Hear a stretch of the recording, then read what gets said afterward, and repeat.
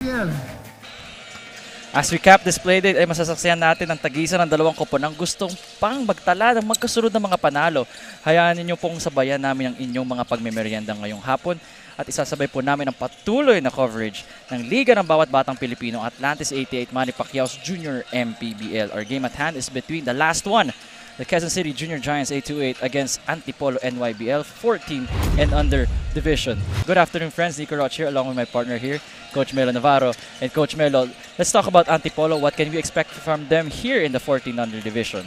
Well, itong Antipolo 14 and under division nga is the source of pride, no, mula sa kanilang 18 under and 16 under teams dahil sila lamang ang nanalo kontra sa Mandaluyong 78 to 59. They were able to contain the firepower of Mandaluyong, limiting them to just 32% from the field, 26 out of 8 yan, at 8% lamang from beyond the arc. That is 1 out of 12. Itong Antipolo also showed up big time in both sides of the floor in the second quarter, scoring 33 points and limiting their opposition to only 9. They forced Mandaluyong to 22 turnovers, which resulted to 23 points of those turnovers. Now we talk about here Quezon City 2-0, gunning for that third win. Ito namang Quezon City, gusto nga rin matumbasan yung naipakita ng kanilang 16 under, no? Maka 3-0 in their last game against Rizal. Gumana yung kanilang depensa early on when they limited the switch fibers to a tournament low 3 points at the end of the first quarter, and as a team, nakapagtala sila ng kabuoang 17 steals. They also forced Rizal to 29 turnovers and route to scoring 19 points. Now that we know the backgrounds of both teams, let me turn you over to the third member of our panel, Flo de la Agua. And Flo, feel free to take the floor. This game is the last but certainly not the least dahil Nico and Mero, sino ba namang hindi tututok sa laro sa pagitan ng dalawang undefeated teams? Before the game, naibahagi sa akin ni Assistant Coach Daniel Silverio ng Quezon City na hindi man sila ang pinakamalakas, sila naman ang pinaka-competitive, and that is their advantage for today's game. Sa kabilang banda naman, naibahagi ni Angelo Agustin ng Antipolo NYBL team na bilis at confidence sa kanyang palagay ang kanilang kalamangan against the other team. Malalaman natin ang mga pinaghandaan ng mga players na ito, kaya naman kilalanin na natin sila mula kay Gerald Rosedes, our venue announcer.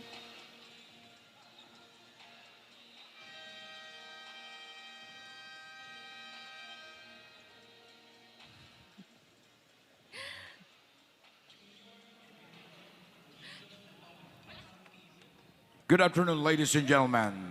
Welcome to Ynares Center, Antipolo. First, we would like to thank Atlantis 88, sponsor of Manny Pacquiao Jr.'s MPBL Inaugural Season and Liga ng Bawat Batang Pilipino. And for the final matchup, 14 under, Antipolo NYBL versus Quezon City 828 Junior Giants. Introducing first, the Quezon City 828 Junior Giants starting five. Playing point guard number 3, Carlos Ballero. Playing small forward number 5, Jarius Talusan. Playing shooting guard number 7, Itan Tanchi. Playing power forward number 11, Dos Adriano. At center number 13, Marco Aquino. Head coach of Quezon City 828 Junior Giants 14 under, Coach Justin Tan. Now we're introducing the Antipolo NYBL 14 under. Playing point guard number 1, Sean Malquisto. Small forward number 14, Jacob Cardon. His center number 6, Angelo Agustin. His shooting guard number 77, Carl Ledesma. And playing power forward number 24, Jerickson Jackson. The Antipolo NYBL 14 under head coach Kim Chua.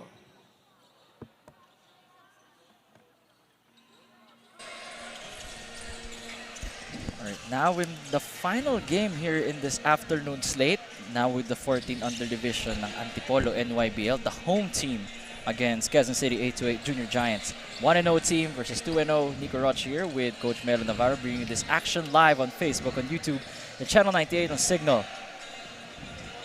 And we are just waiting here for the tip-off between the two teams. I think our referees trying to signal one another. if we could proceed. And just to share, Coach Melo, before we begin the festivities here. So, bale 1-1 yung ano dito, yung Oo. record. Kasi yung Antipolo, 18 and under team winning. Tapos nakabawi yung Quezon City, avenging their older brothers sa 18 and under division, 16-0 with a convincing victory. It looks like na magiging maliit lang yung lead nila, but they were able to push back and get to a comfortable position. Now it's 1-1. 1 for Antipolo, 1 for Quezon City. Who will win this tiebreaker? Oh, so not only they want to go and extend their winning streak para dito sa dalawang team na to, but also gusto nilang makuha yung bragging rights, ano? Definitely. And some of the key players that I want to share with you guys. Simula muna tayo dito sa Antipolo and MPBL. But I can see some of the fans here. I don't know what they're laughing about here, but Oo, yan not si sure. Coach Chito Victolero. Kasi Coach Chito nga pala.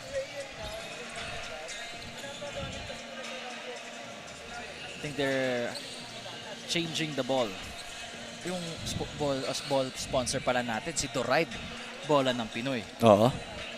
Ganda ng Doride. I think I want to get myself one of those kind of basketballs because it's the usual brands that I own. But of course, I want to support local. I see the quality that's being played around there. Ilang beses na tumalsik sa atin yan sa panel. Nahawa ko yung ball. So, ganda ng ano na to pang international. Made local for international purposes. Pwede. Pero ito, for a while here, kaya akala ko hindi 14 under to. Because itong si Aquino, look at that height and ceiling of this kid. I had to double check our laptop, no, Coach Melo. 14 and under. Oo. Guys, 14 and under to pinaparod nyo, hindi to typo. Huge guy for Quezon City. Number 13. Let's see how he impacts this game. Or will the speed of Antipolo NYBL prove to be the difference? At ayun na nga, a stop was made here by Quezon City.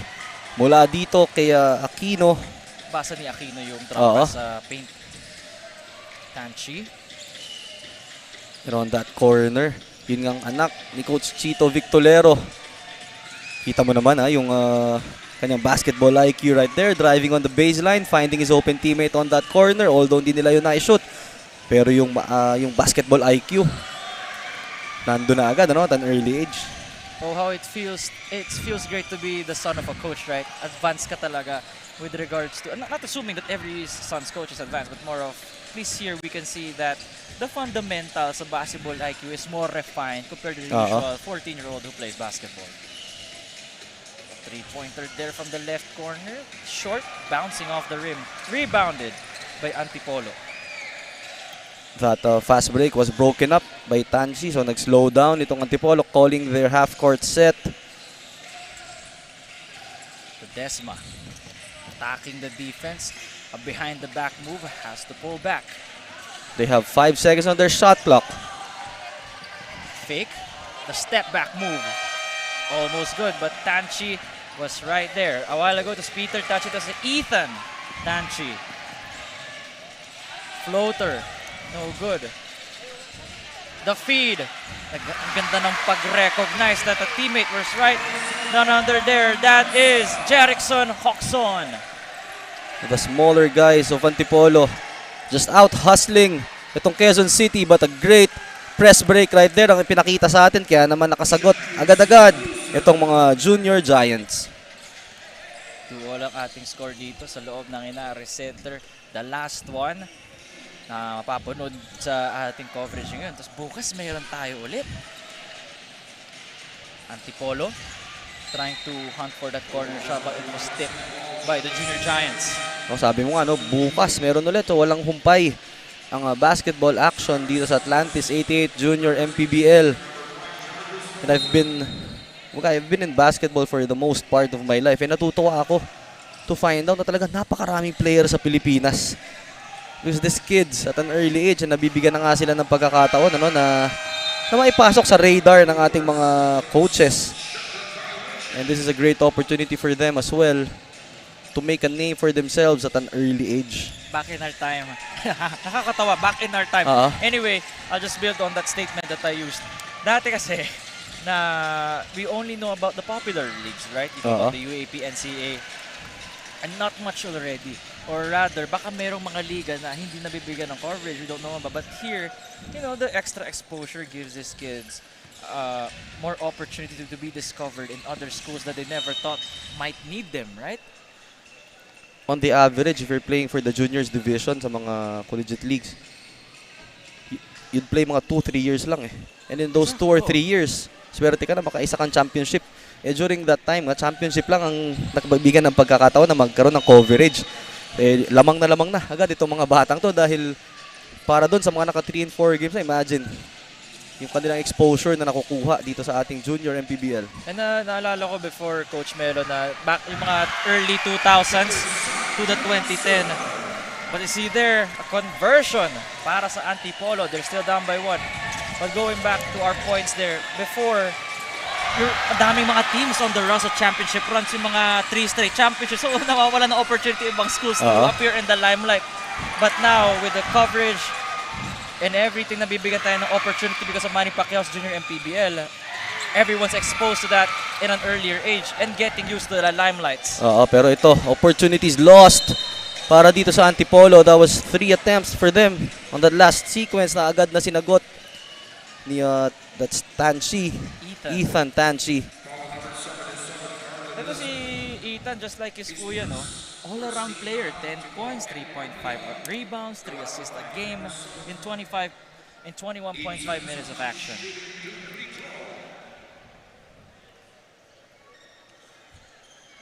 First shot is good for Tanchi. And he has that good stroke then, talking about Ethan. First shot is good para sa kanya. And providing that, 14 pa lang siya, a lot more years to grow. Hopefully na masabayan niya ng height ng kanyang kuya, or even, well, could possibly happen is maybe get even taller, become taller than his brother. Kasi di ba naman yung kasabihan na pagbunso, mas matangkad kaysa sa kuya. Oo. May ganun eh. Well, that's the only thing I hate about being the eldest. But here, Antipolo able to run on their fast break. That's Coron scoring with that left-handed layup at patuloy ang pag-create ng Antipolo ng turnovers. 4 minutes and 40, and ito nakabawi din ng Quezon City. They have the numbers, 2 versus 1, a layup, and I think landing niya sa ankle niya. And good thing they're still fighting. Yun nga, medyo masakit talaga. 5 versus 4, Antipolo can take advantage of the situation. It's a 5. They have the numbers. The drop to the paint, no good. And officials timeout since it now hands in the lands of Quezon City. That is Adriano. Dos Adriano had 8.5 points, 4 rebounds last game in 23 minutes of action. He was able to score a basket, but on that landing, he suffered. Tingnan natin ulit, Coach Melo. It was not clear from that angle, pero with the way he's holding his ankle, mukhang na-sprain. Mataas pa yung pinanggaling. Usually, those are the ones that hurt the most. No? Pag you're coming from a layup, you land on one of the foot of the defenders that are trying to guard you. Sometimes talaga malas lang talaga, Coach. And for a 14-year-old, most likely, this is the first time na na-sprain siya. So, sabi nga natin, you will never forget yung first time mo na may injury dahil talagang, kumbaga, that's a pain that you have never felt before. Yes, definitely. And I remember my first time spraining my ankle. I don't know why, it's like a core memory, Oo. But with that, Adriano has to sit down first, has to get subbed, so that play will resume here on the court. Quezon City with a slim 2-point lead over Antipolo NYBL. The Junior Giants looking to capitalize on their 3-point shot, considering that's the shot that they've been hunting so far. Because, to prove my point, out of the 6 shots of Quezon City, they attempted 3 3-point attempts to same. Hati 50% with sa dos na tatlo din.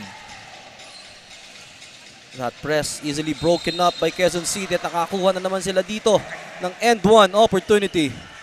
The power move brought to you by Pound for Pound Fitness, official fitness partner of the junior MPBL.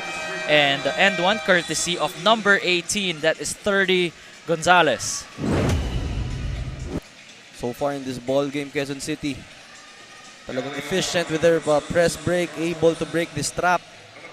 And if you're Antipolo, you have to think twice. You have maybe some tweaks into your full court press dahil nga madaling nalulusutan ng mga junior giants. 30 Gonzalez with 10.6 rebounds. But before that, everybody, let me give you to Flo Nico de la and Melo, Agua. as we have recently witnessed Nico and Melo, as we have recently witnessed, si Dos Adriano ng Quezon City Junior Giants ay battling ngayon ng kanyang possible sprain sa left foot, and he has been in the bench now because it's not sure if he can still play for the rest of the game. But during one of their timeouts, Coach Justin Tan assigned Marco Aquino, their big man, to get the ball and be more visible because obviously his height is a strong suit for the team. What are your thoughts, Nico and Melo? Definitely. And Coach, alam mo naman na when you're injured, hindi kailangan ipilit eh. I mean, this is just one game. What matters is, at the end of the day, the career of the kid. Oh, we've said that time and again, no? Yung kanilang long-term basketball careers are far more important, but right now, there is nothing more important than that three-pointer made by Gonzalez. Dahil naiyakyat niya sa 7 ang kalamangan ng kanyang kupunan. Was the shot clock running down nung time na yun? Because parang minadali yung three-pointer, but by the grace of God, pumasok yung three-pointer. High looper. It took a while, I think 1 to 2 seconds in the air before that went in. Rebounded para sa Marikina. Here comes Quezon City getting tripped. Is number 0 of the junior giants, Zyle Santos, who had 11, 6.5 rebounds and 2.5 assists last time, in their last 2 games rather. That is the three-pointer of Gonzalez. It was a high arcing three-pointer na gumamit pa ng board. So how rarely do you see that? Ang laki ng ngiti doon ni Marco Aquino when he saw that enter siya, pinag-signal ng three-pointer niya, guys. Of course, sino ba hindi matutuwa doon?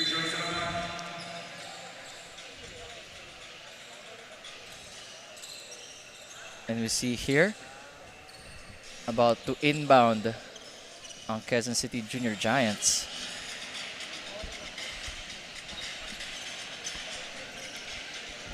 You can see the officials talking to the coaches here, I think, to clarify some of the things that just happened. 2 team fouls on Antipolo, 0 for Quezon City. And so for Coach Melo, 55% from the field, that's how you want to start. Okay, for Quezon City, talagang strong start for them. But the thing is, Antipolo, lamang na naman sa rebound, 10-6 in this ball game. And maganda dito, Coach Melo, 5 turnovers for Antipolo. Out of the 5 turnovers, 8 points. Points converted from that. Grabe to, dead shot shooter to see, I think this is Talusan, number 5 para sa Quezon City. Another rangy player and someone who's comfortable from downtown. His name is Jairus Talusan. 3.5 points, 5.5 rebounds. Well, dito sa ating 14 under division, if you have the luxury of having 3-pointers, talagang lamang na lamang ka dyan dahil nga we have to say, most of these guys hindi pa ganun ka-develop with their bodies, but this guy, Talusan, showing us that 3-pointer is not a problem for him. He hits back-to-back. Grabe ito si Jairus Talusan. Kakapasok niya pa lang, 2 minutes of playing time, 6 points immediately. That's the impact that you want to bring if you're coming off the bench. Well, he's not in the scouting report nitong Antipolo because clearly they are giving him those open looks. But itong si Cordon, with that strong move to the basket, at sumabit siya dun. As we take a look, this 3-pointer, I think that was the first one, and this is the second one. Hindi na gumamit ng board, pinakita sa atin na talagang ginagawa niya yun. Grabe talaga. You need to be mindful of this guy. Talking about Talusan if you're Antipolo. And then from what I remember, those 2 3-pointers, no near defender, right? Or it was a late closeout rather. Well, kasi nga sa 14 and under, bihira na merong strict shooter from that 3. Pero ito ang madalas mangyari sa 14 under, those kinds of steals and those kinds of easy layups, keeping itong Antipolo in the game. They're down by 9. Able to push it down. And, okay, good thing he's alright. That is number 18, 30 Gonzalez. Let's not forget, he was the one who made that high looper 3 a while ago, which is definitely a highlight reel play, a move of the game type of thing that we could show to you guys on screens.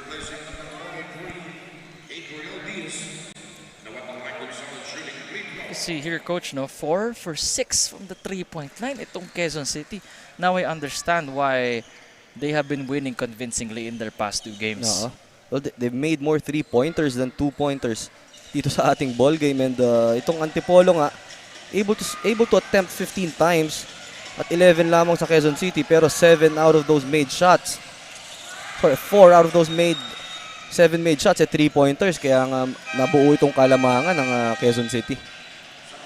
Itong Quezon City showing us that even though the majority of the teams are playing inside the paint, they are one of the very few teams that loves to play in the perimeter. But before that, you guys are watching the Atlantis 88 Manny Pacquiao Jr. MPBL. We have a timeout.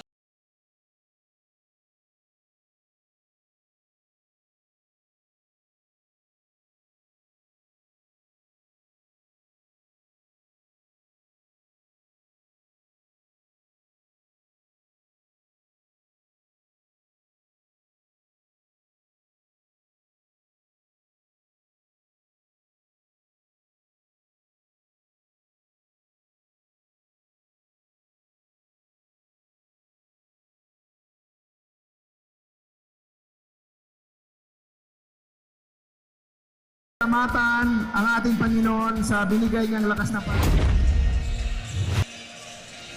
All right, we are still here in the first quarter, 52 seconds remaining. You guys are watching the 14 and under division of Atlantis 88 Manny Pacquiao Jr. MPBL live on Facebook, YouTube, and Channel 98 on Signal. Nico Rocha here with my partner coach Melo Navarro.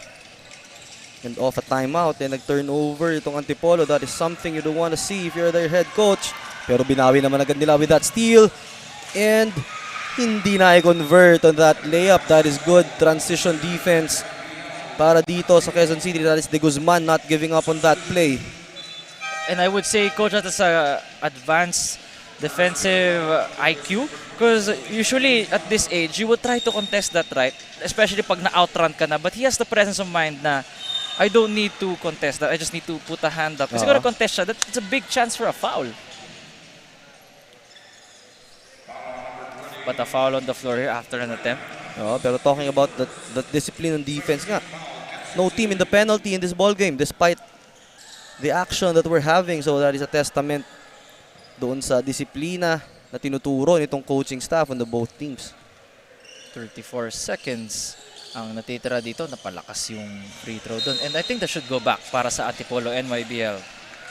And a chance for them to run their baseline out of bounds play. They're setting up this 4 down play. The bump, the fall away jump shot's no good. And again, babalik dito sa Antipolo yung bola. And one thing you can commend about Antipolo, Coach, rebounding talaga nila. 15-6 na after that possession that just ended. That's 15-6, pero meron silang 7 turnovers na na-convert to 11 points nitong Quezon City. So parang quits lang no? Under the basket. Had to bail out. Hindi pa rin masecure ng Quezon City yung bola. And I think that is the shot clock violation. Great defense mula dito sa Quezon City, not allowing Antipolo to have a decent look in that basket. 20-10 is our score. 9 seconds remaining here in the first quarter. Great battle of the two undefeated teams, Quezon City and Antipolo. Last 2 seconds, and they convert. What a way to end the first quarter. Some silver lining for Antipolo, who are down by 8 against Quezon City. 20-12 is your score. You're watching Atlantis 88 Manny Pacquiao Jr. MPBL.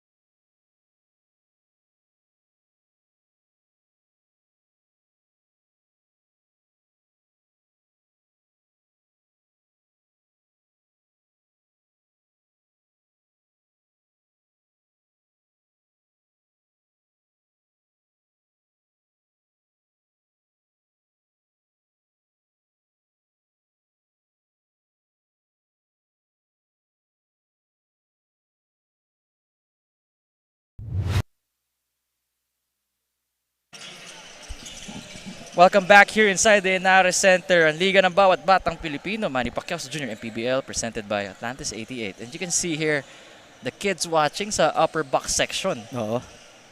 Ganda rin ng view dyan, to be honest. I was here to watch the NCAA finals. Dito nila ginawa yung game 3, diba? I was exactly in that point.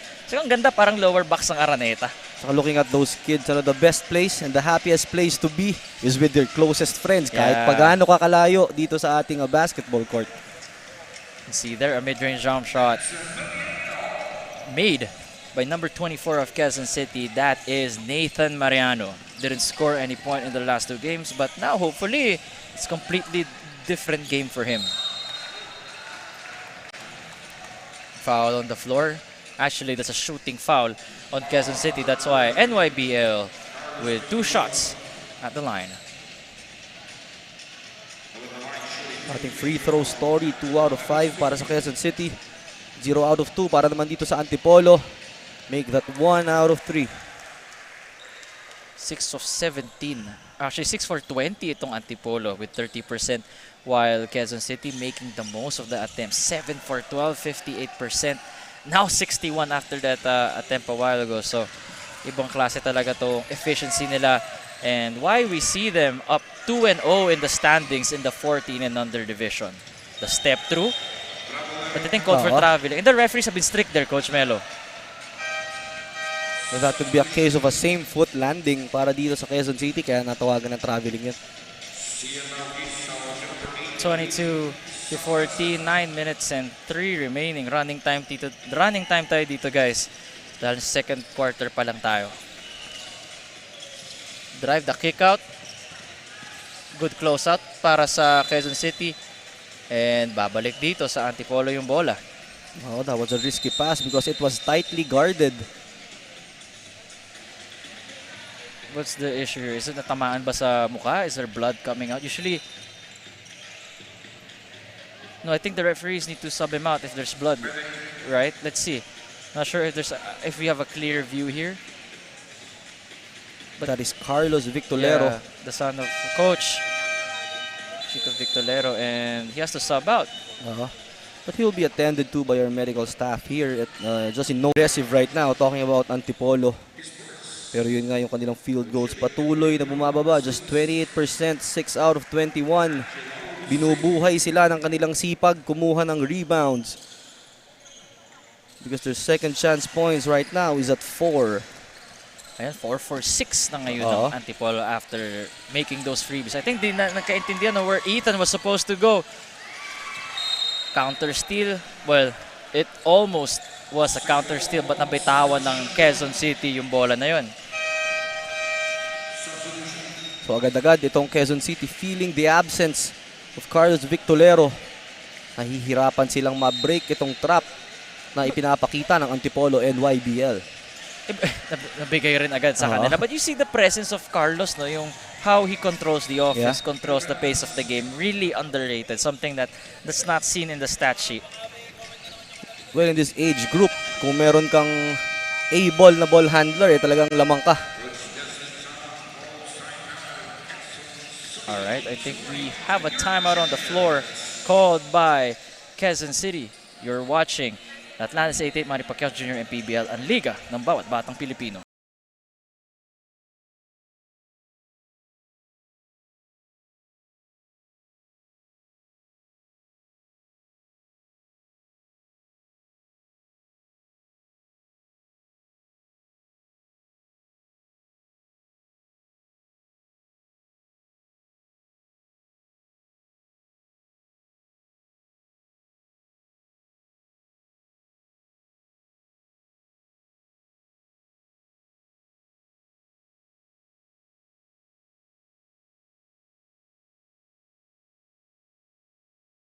Ang ating Panginoon sa binigay niyang lakas ng pangatawan natin at itong biyaya.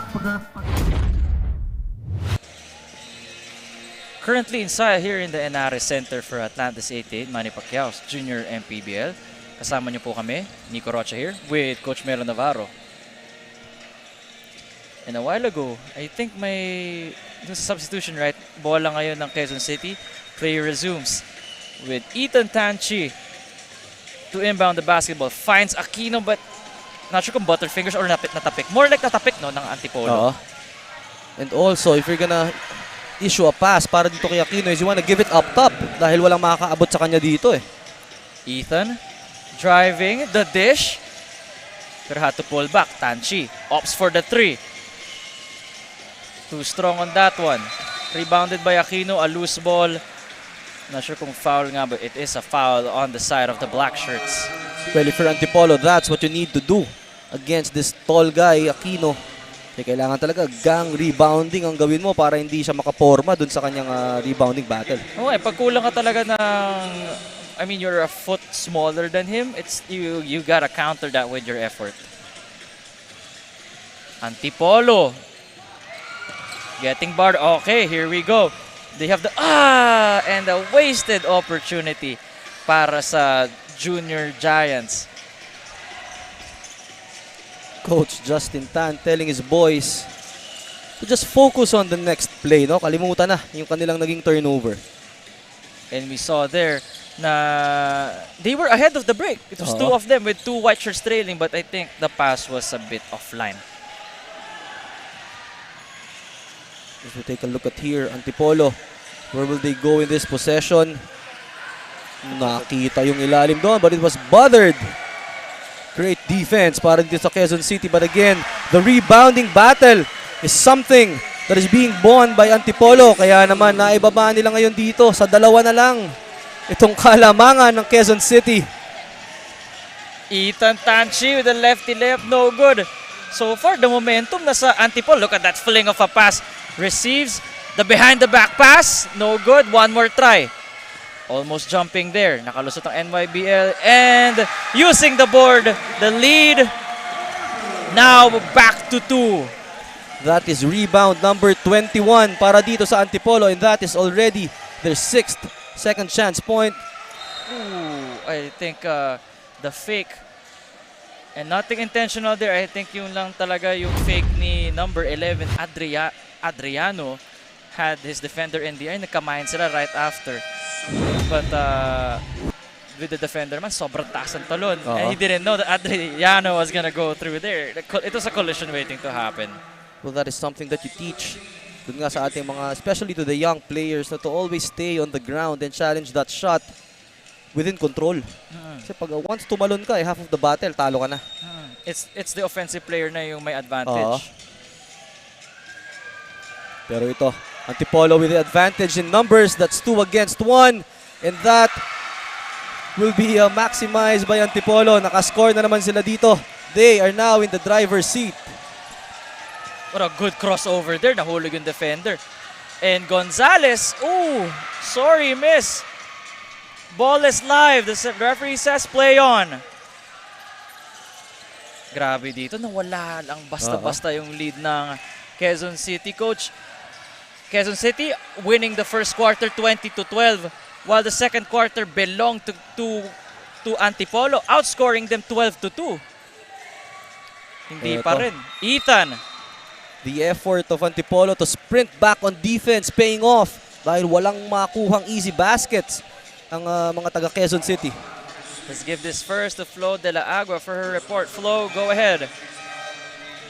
Sa panic naman ng Antipolo NYBL team, their player Carlos Victorero actually volunteered to be interviewed. And at a young age, he understands that in this game, he has to share the ball and set the gameplay with leadership. Nakakagalak nga na sa ganitong edad ay may game maturity na ang ating players. Isn't that right, Nico and Melo? Yes, definitely agree there. Coach, Mel, how about you? What do you think about what Flo said? Well, that is really expected mula dito kay Carlos Victorero because he has been exposed to a lot of basketball games, not just regular basketball games but high-level basketball. So, alam talaga niya kung ano yung kanyang kailangan gawin to help his team win dito sa ating ball game. At syempre, parati rin niya sanay sa interview yan nakikita niya na his dad always being interviewed. So, that's something I'm sure that he wants na mangyari din sa kanya. And ngayon nga, at an early age, na-experience niya na. It looks like the wheels have fallen off Quezon City when Victorero had to sub. But now that he's in, let's see if things change now. A high looper 3. Gonzalez was able to make one a while ago.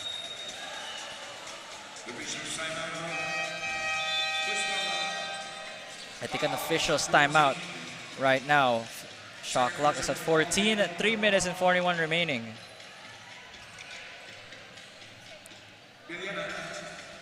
Oh, there you go. I think there's supposed to be a substitution and misunderstanding. You can see here number 0 for Quezon City entering the court. That is Zyle Santos. There you go. There's also a warning called here. That's for delaying the game para dito sa Junior Giants. But still, they get possession of the basketball with Carlos. No one there. Gives it to the left corner. The drive, the floater, the runner. Too strong. Rebounded by number 30, San Gabriel of Antipolo. No, that was a decent attempt mula dito sa Quezon City. But nagpapatuloy nga yung kanilang struggle. And let's see if the comeback ng Victolero will change the complexion para sa kanyang kupunan as Antipolo misses a shot there. Pagkakataon na naman dito sa Quezon City to either tie or take the lead. Victolero had to kick it to his big man. That is Gonzalez powering through, but just short on that shot, or rather just really bothered with the defense that the Antipolo NYBL is showing. They now have the 2-point lead, and they have completely flipped the script here in the second quarter after being down by 8. Well, medyo masikip yung atake na yun ni Carlos. Was here, Antipolo losing control of that basketball. So some sort of a momentum shift. Slowly, pumapanig dito sa Quezon City, especially if they'll be able to score a basket in this possession. And that's how you break the press. Napakalinis nun. De Guzman, the feed to their big man who was waiting down under. 2 more points for Quezon City. They have tied this ball game. Deadlock at 24. Another steal created by Antipolo, and right